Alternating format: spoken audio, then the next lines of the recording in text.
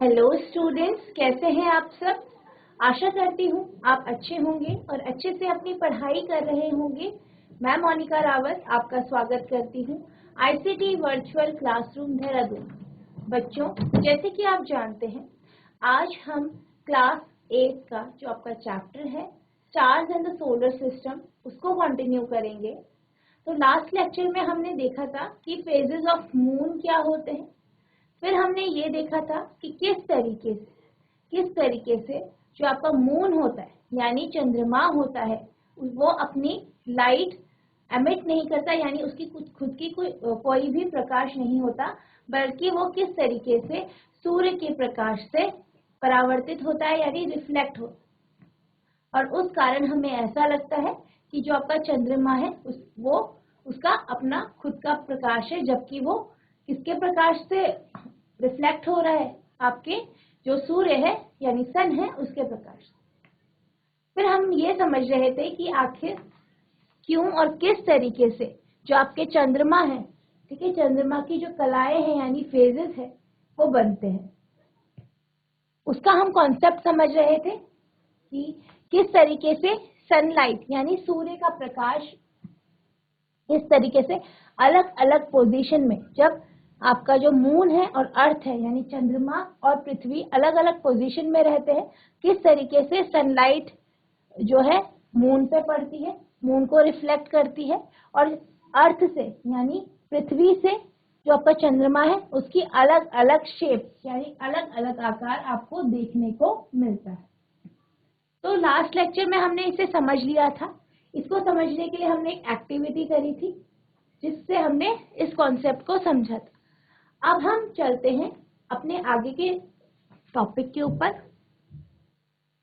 यानी जब हमने ये समझा किस तरीके से अलग अलग स्थिति में अलग अलग पोजीशन में आपको चंद्रमा की अलग अलग आकार या शेप दिखाई देता है, तो हमने ये देख लिया था। और हमने ये भी देखा था कि किस तरीके से न्यू मून डे यानी अमावस्या और फुल मून डे यानी पूर्णिमा का दिन बनता है।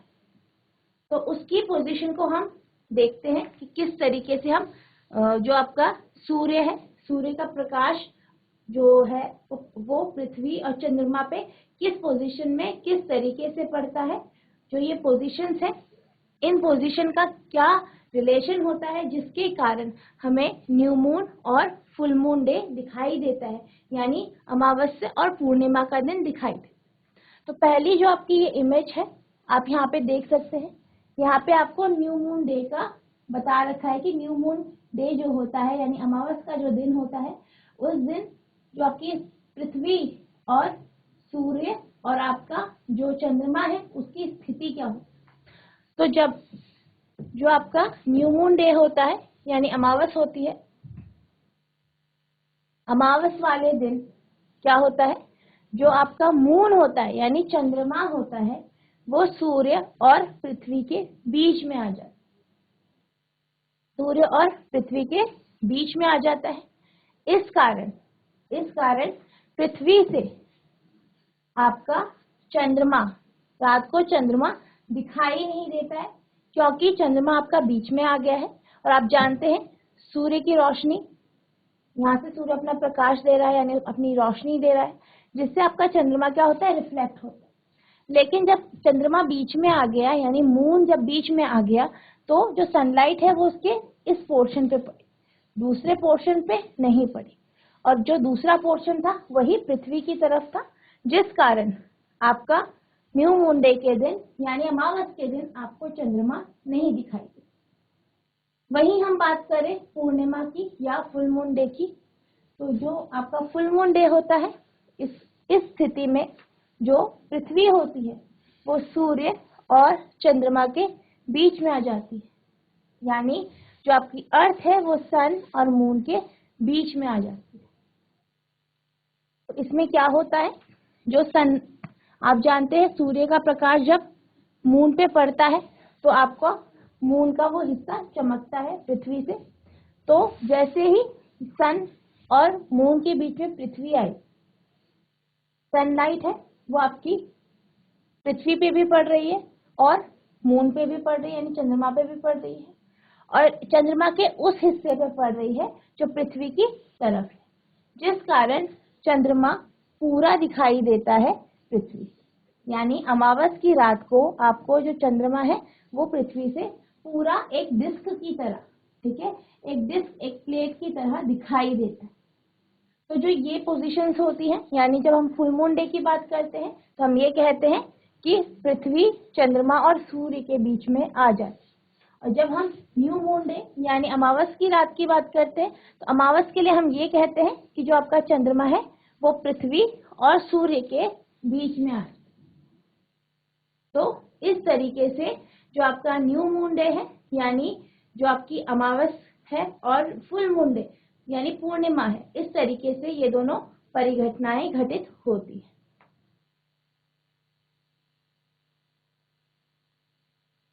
तो जैसे कि हमने अभी देखा था, फेजेस ऑफ मून देख रहे थे, या चंद्रमा की कलाएं देख रहे थे हम, और ये देख रहे थे किस तरीके से अलग अलग पोजीशन में जब चंद्रमा होता है तो उसकी जो है उसकी जो ब्राइटनेस है, या जो चंद्रमा का जो शेप है, या जो उसका आकार है, वो बदलता है। किस तरीके से बदलता है, किस तरीके से, मैंने आपको बताया था किस तरीके से सूर्य की रोशनी आपके चंद्रमा पे पड़ती है, और वो उसके अलग अलग हिस्सों को या अलग अलग पार्ट्स को वो रिफ्लेक्ट करता है या परावर्तित करता है।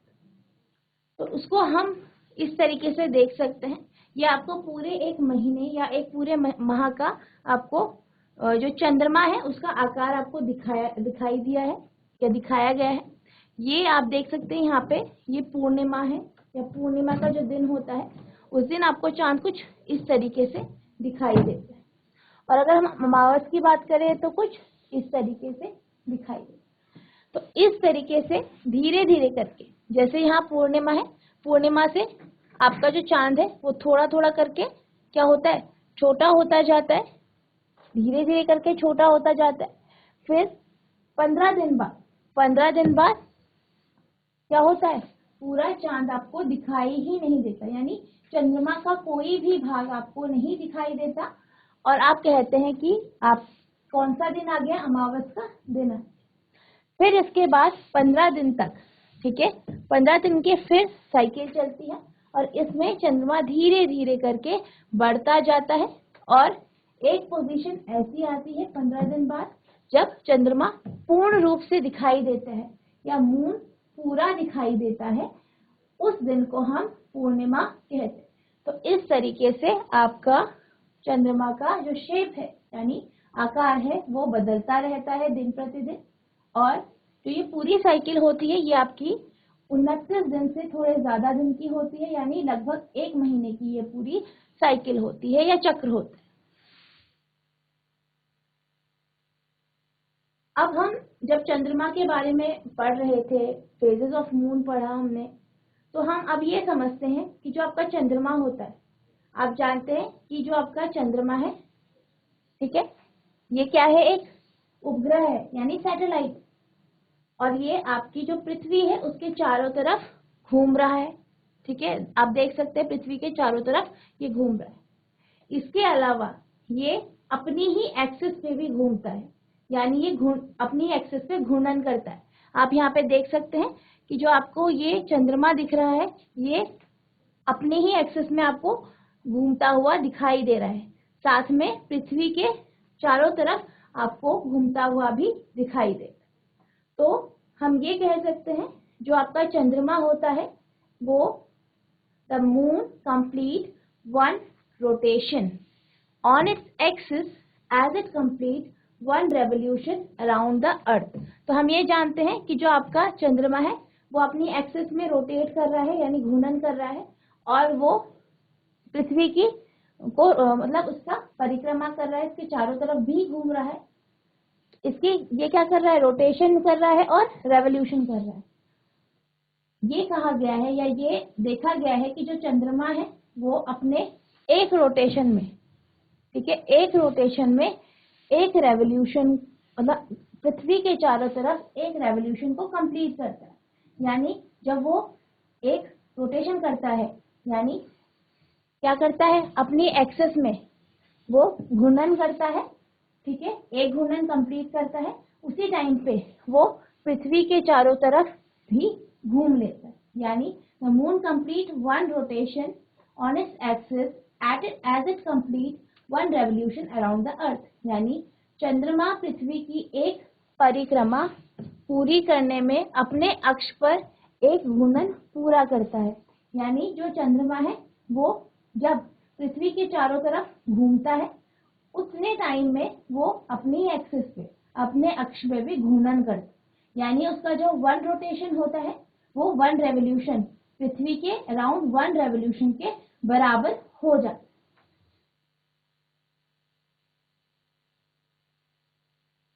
अब हम बात करते हैं मून के सरफेस की, यानी उसकी सतह की बात करते हैं। तो जब हम मून के सतह की बात करते हैं तो जो मून है वो उसकी सतह कुछ इस तरीके से दिखाई देती है। यानी जो उसकी सतह होती है वो बहुत डस्टी होती है, उसमें बहुत धूल होती है, वो बैरन होती है यानी बंजर होती है। वहां आपको किसी भी तरीके के पेड़ पौधे नहीं दिखाई देते, बल्कि वहां आपको धूल ही धूल दिखाई देगी। आप यहाँ पे देख सकते हैं कि जो आपका चंद्रमा है उसकी सतह में आपको बहुत सारे गड्ढे दिखाई दे रहे हैं। इन्हें हम क्रैटर्स कहते हैं। इन्हें क्या कहते हैं? क्रैटर्स कहते हैं। और जो आपका चंद्रमा है उसकी सतह पर, ठीक है, उसकी सतह पर बहुत सारे अलग अलग साइज के, अलग अलग आकार के, अलग अलग तरह के क्रैटर्स पाए जाते हैं। वहां आपको बहुत सारे क्या मिलेंगे? माउंटेन्स यानी पहाड़ दिखने के लिए मिलेंगे और गड्ढे भी देखने के लिए मिलेंगे। और जो ये पहाड़ है, कुछ पहाड़ तो पृथ्वी के पहाड़ों से भी आपको ज्यादा बड़े दिखाई देंगे। यानी जो आपकी मून है, यानी जो आपका चंद्रमा है, उसकी जो सतह है वो समतल नहीं है, वो उबड़ खाबड़ है। कहीं उस पे गड्ढे हैं, कहीं क्रैटर्स हैं, कहीं उस पे माउंटेन है। वहां किसी भी तरीके की वेजिटेशन नहीं है, यानी वनस्पति नहीं है। और उसकी जो सतह है वो क्या है? बंजर है और धूल मिट्टी से भरी हुई। तो जो चंद्रमा है वो कुछ इस तरीके का है। यानी हम ये कह सकते हैं कि चंद्रमा में वेजिटेशन बैरन है, या वेजिटेशन नहीं है यानी पेड़ पौधे नहीं है, आपको हरियाली नहीं मिलेगी।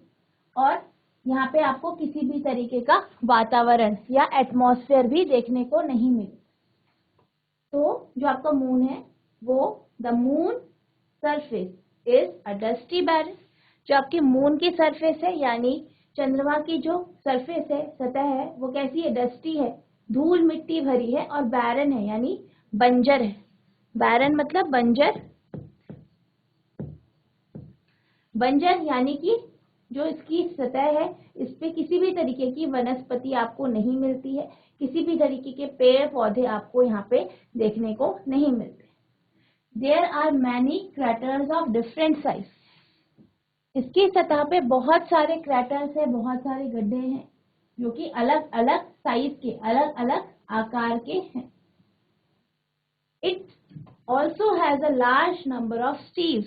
इसमें बहुत सारे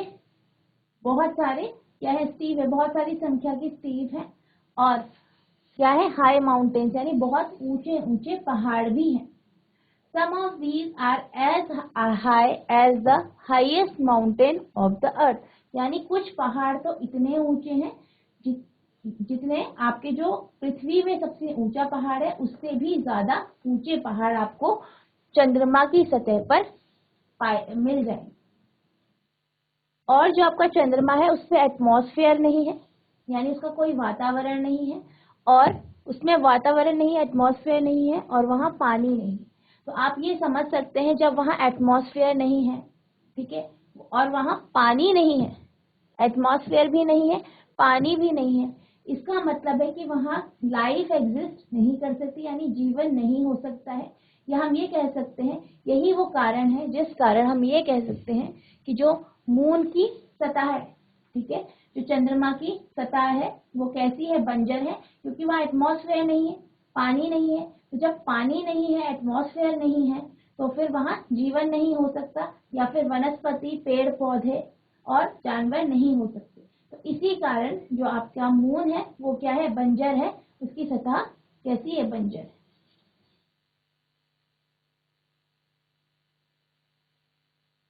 अब आपके पास एक फैक्ट है, तो जो पहले एस्ट्रोनॉट थे, पहले अंतरिक्ष यात्री जो कि मून में यानी चंद्रमा पे गए थे, वो 21 जुलाई 1969 को गए थे और उनका नाम था नील आर्मस्ट्रॉन्ग। तो जो नील आर्मस्ट्रॉन्ग थे वो एक अमेरिकन थे, यानी अमेरिकन एस्ट्रोनॉट थे, अमेरिकी अंतरिक्ष यात्री थे, जो कि सबसे पहले चंद्रमा पर उतरे। और इनके बाद एडविन एल्ड्रिन चंद्रमा पर उतरे। यानी सबसे पहला व्यक्ति जो चंद्रमा पे गया था वो कौन था? नील आर्मस्ट्रॉन्ग थे, ठीक है। और वो क्या थे? एक अमेरिकन एस्ट्रोनॉट थे, यानी अमेरिकी अंतरिक्ष यात्री थे। और वो चंद्रमा पे कब उतरे थे? जुलाई 21, 1969 में वो चंद्रमा पर उतरे। यानी on July 21, 1969, the American astronaut Neil Armstrong landed on the moon for the first time. He was followed by Edwin Aldrin. यानी 21 जुलाई 1969 को अमेरिका के अंतरिक्ष यात्री नील आर्मस्ट्रॉन्ग ने सबसे पहले चंद्रमा पर अपने कदम रखे। उनके बाद एडविन एल्ड्रिन चंद्रमा पर उतरे। तो सबसे पहला व्यक्ति जो चंद्रमा पे उतरा था, चंद्रमा पे चला था, वो कौन था? नील आर्मस्ट्रॉन्ग थे। अभी हमने चंद्रमा के बारे में पढ़ा, ये देखा कि चंद्रमा एक उपग्रह है यानी सैटेलाइट है। उसकी अपनी कोई रोशनी नहीं है, कोई प्रकाश नहीं है, कोई हीट ऊष्मा नहीं है। और वो किसकी वजह से रिफ्लेक्ट होता है, किसकी वजह से चमकता है? सूर्य के प्रकाश को रिफ्लेक्ट कर। अब हम बात करते हैं तारों की यानी स्टार्स की। तो जब आप रात को खुले आसमान पे बैठे होते हो, ठीक है, खुले आसमान के नीचे बैठे होते हो, तो आपको आसमान में अनगिनत तारे दिखाई दे। तो वो तारे कुछ चमकीले से होते हैं, आप देख सकते हैं, और कई बार आपको उनकी रोशनी अलग अलग तरीके की दिखाई देती। यानी कुछ तारे ऐसे होते हैं जो आपको बहुत ही ज्यादा चमकीले दिखाई देते हैं, और कुछ तारे ऐसे होते हैं जिनकी जो उसका शाइनीनेस होता है या फिर जो उसका चमकीलापन होता है वो कम होता है। तो इस तरीके से आपको रात को तारे दिखाई देते हैं। तो जो आपके तारे होते हैं, तारे क्या होते हैं? ये ऐसे पिंड होते हैं या ऐसे खगोलीय पिंड है, सेलेस्टियल बॉडीज हैं, जिसकी खुद की हीट और लाइट होती है, यानी जिसकी खुद की ऊष्मा और प्रकाश होता है। ये अपने ही प्रकाश के कारण चमकता है, ये किसी दूसरे के प्रकाश की वजह से नहीं चमकता। तो जितने भी आपको आसमान में रात के समय तारे दिखाई देते हैं, जो आपको छोटे छोटे तारे दिखाई देते हैं, सबकी अपनी अपनी हीट यानी ऊष्मा है, सबकी अपनी अपनी लाइट यानी प्रकाश। तो हम ये कह सकते हैं कि stars emit light of their own, यानी तारे अपना प्रकाश उत्सर्जित करते हैं, यानी वो अपना प्रकाश खुद उत्सर्जित करते हैं। बेसिकली वो क्यों उत्सर्जित करते हैं? क्योंकि उनके अंदर बहुत सारी केमिकल एक्टिविटी या रासायनिक क्रियाएं हो रही होती है, जिस कारण वो क्या करते हैं? अपनी लाइट एमिट करते हैं या प्रकाश एमिट करते हैं। अगर हम अपने सौरमंडल की बात करें, ठीक है, अगर हम अपने सौरमंडल की बात करें या सूर्य जो आपका सोलर सिस्टम है उसकी अगर हम बात करें, तो हमारे सबसे पास या सबसे करीबी जो स्टार है वो सन यानी सूर्य है।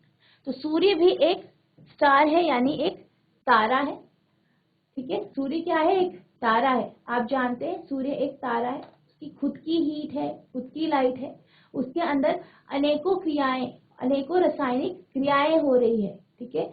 आपकी क्या हो रही है? रासायनिक क्रिया हो रही है, फ्यूजन की क्रिया हो रही है, जिस कारण जो आपका सन है या फिर जो आपका सूर्य है वो अपनी खुद की लाइट या खुद का प्रकाश एमिट करता है यानी उत्सर्जित करता है, और क्या करता है? हीट उत्सर्जित करता है, जिस कारण हम ये कह सकते हैं कि आपका जो सन है वो क्या है? एक तारा है यानी स्टार है।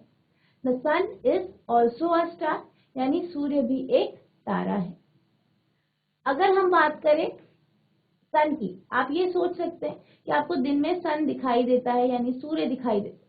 सूर्य आपको इतना बड़ा दिखता है, ठीक है, और जो आपको तारे रात को दिखाई देते हैं वो बहुत ही छोटे छोटे होते हैं, बहुत ही छोटे होते हैं। किसकी तो आपको रोशनी बहुत ही कम दिखाई दे। तो बेसिकली वो इसलिए होता है क्योंकि सूर्य हमारे बहुत पास है, और जो रात को आपको तारे दिखाई देते हैं यानी स्टार्स दिखाई देते हैं वो, तो जैसे कि जो आपका सूर्य है वो आपको बहुत ज्यादा बड़ा दिखाई देता है। आपने देखा है दिन में आपको सूर्य तो बहुत बड़ा दिखाई देता है, लेकिन जो आप तारे रात को देखते हैं वो आपको बहुत ही छोटे छोटे दिखाई देते हैं।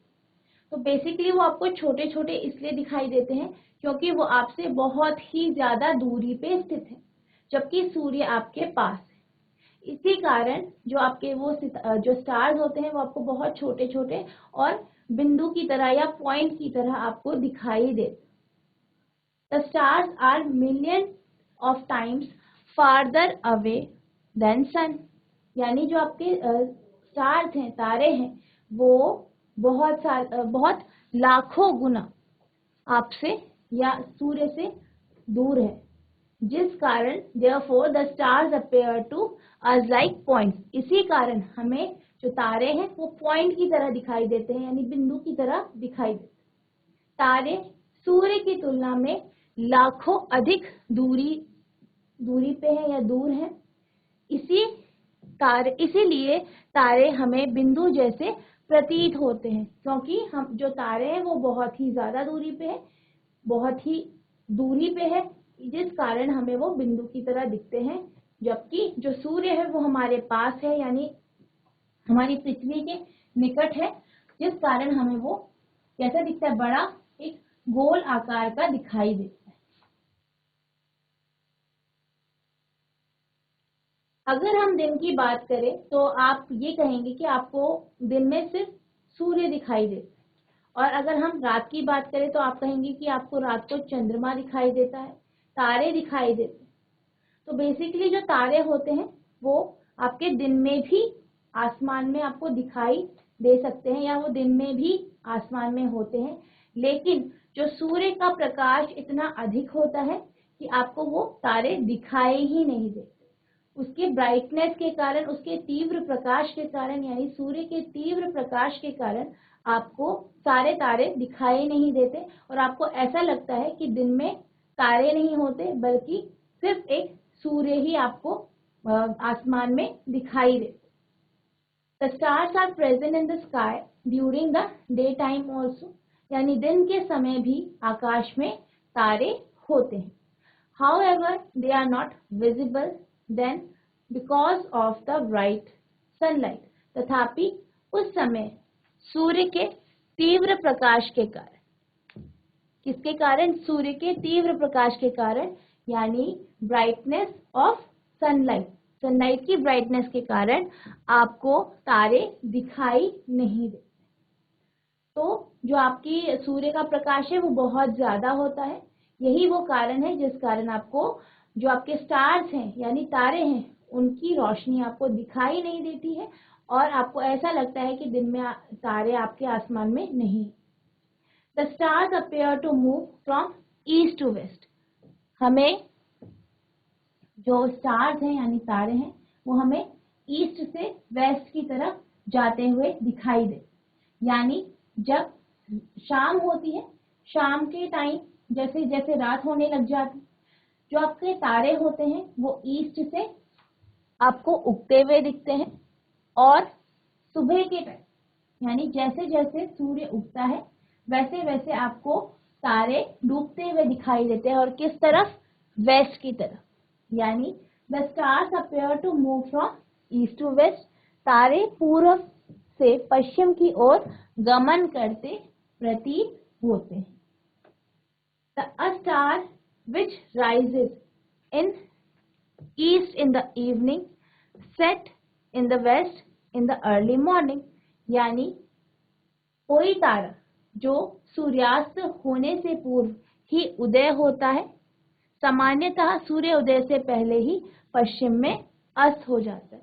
यानी शाम के टाइम या सूर्यास्त के समय जो तारा, ठीक है, जो स्टार क्या करता है, राइज करता है यानी उगता है या उदय होता है, वो सामान्यतः नॉर्मली सामान्यतः सूर्योदय के टाइम, यानी जब क्या होता है, जब सूर्य उदय होता है उस समय वो अस्त होता है और पश्चिम की तरफ, यानी जब आपका सूर्यास्त होता है, जब आपका सूरज डूबता है उस समय पूरब के टाइम पे जो पूरब की साइड से यानी पूरब दिशा से जो तारे उगते हैं, उदय करते हैं, वो सुबह के समय यानी सूर्योदय के टाइम क्या करते हैं, जो आपका पश्चिम दिशा है, जो आपकी पश्चिम दिशा है उसमें वो तारे अस्त हो जाते।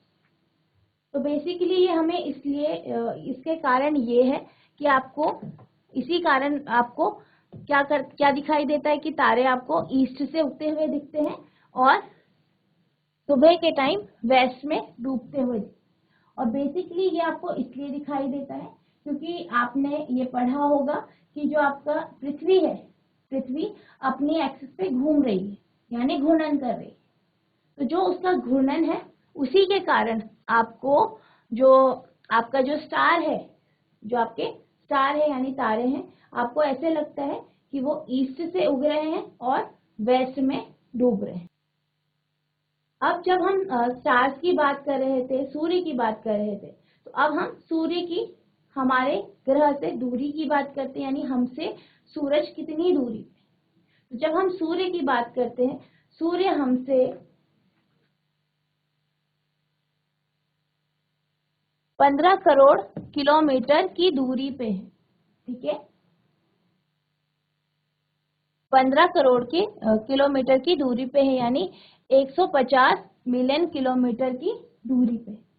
या हम ये कह सकते हैं कि the sun is nearly 15 crore kilometre या फिर 150 million kilometre away from the earth, यानी सूर्य पृथ्वी से लगभग 15 करोड़ किलोमीटर दूर है। तो जो आपका सूर्य है, जैसे कि मैंने आपको बताया, वो हमारी पृथ्वी के पास या हमारा सबसे नियरेस्ट स्टार है, यानी हमारे सबसे पास में जो तारा है वो आपका क्या है, सन है या सूर्य है। सबसे नियरेस्ट स्टार, सबसे निकटतम तारा, यानी निकटतम तारा आपका कौन सा है, आपका सूर्य है यानी सन है, ठीक है। नियरेस्ट स्टार कौन सा है आपका, सन है यानी सूर्य है। इसके बाद जो हम सबसे पास, हमारे सबसे पास जो तारा है इसके बाद वो कौन सा है, प्रॉक्सिमा सेंचुरी। कौन सा है, प्रॉक्सिमा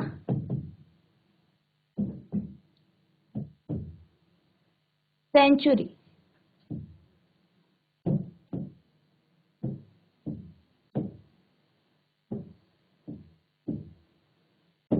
तो दूसरा जो सबसे निकटतम, हमारे जो निकटतम तारा है या हमारे नियरेस्ट जो स्टार है वो आपका क्या है, प्रॉक्सिमा सेंचुरी। तो जो प्रॉक्सिमा सेंचुरी है, ठीक है, वो क्या है, नेक्स्ट नियरेस्ट स्टार है और इसकी जो डिस्टेंस है, ठीक है, इसकी डिस्टेंस जो है 4 × 10⁻13 किलोमीटर है। तो सब जो सेकेंड नंबर पे यानी दूसरे नंबर पे जो सबसे निकटतम जो तारा है वो हमारा क्या है, प्रॉक्सिमा सेंचुरी है। तो सबसे निकटतम तारा है वो क्या है, प्रॉक्सिमा सेंचुरी है, जिसकी इमेज आप यहाँ पे देख सकते हैं।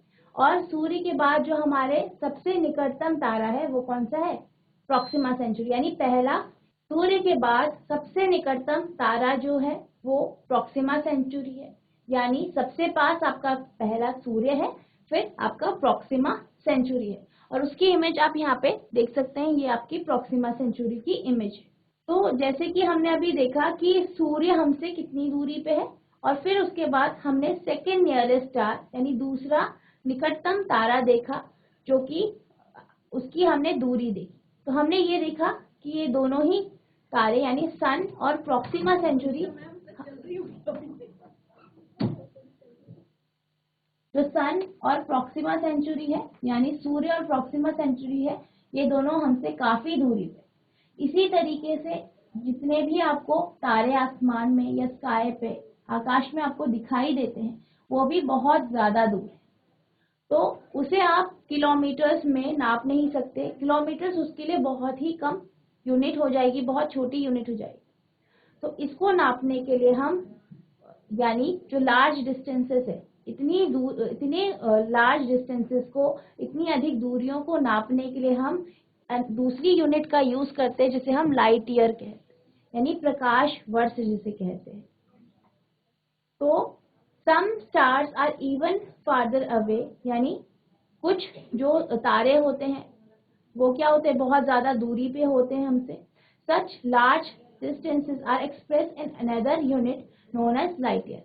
इनको हम लाइट ईयर से नापते हैं, यानी इतनी अधिक दूरियों को लंबाई के लिए मात्रक प्रकाश वर्ष को व्यक्त किया गया है। तो जब भी हम किसी भी स्टार की, किसी भी प्लैनेट की दूरी नापेंगे, तो वो हम किस में नापेंगे, लाइट ईयर में नापेंगे, क्योंकि लाइट ईयर एक बहुत बड़ी यूनिट है। और जो हमारे नॉर्मल हम यूनिट्स का यूज करते हैं, जैसे मीटर, किलोमीटर, ये बहुत ज्यादा छोटी यूनिट हो जाती है इन डिस्टेंस के लिए, इसलिए हम इन्हें लाइट ईयर में एक्सप्रेस करते हैं, या लाइट ईयर या फिर प्रकाश वर्ष में इन्हें लिखते हैं। तो बच्चों, मैं आशा करती हूँ कि आपको लाइट ईयर समझ में आ गया होगा, और जो मैंने आज आपको पढ़ाया वो आपको समझ में आ गया होगा। तो बच्चों, आज के लिए बस इतना ही। मिलते हैं आप नेक्स्ट क्लास में। तब तक के लिए thank you and have a nice day.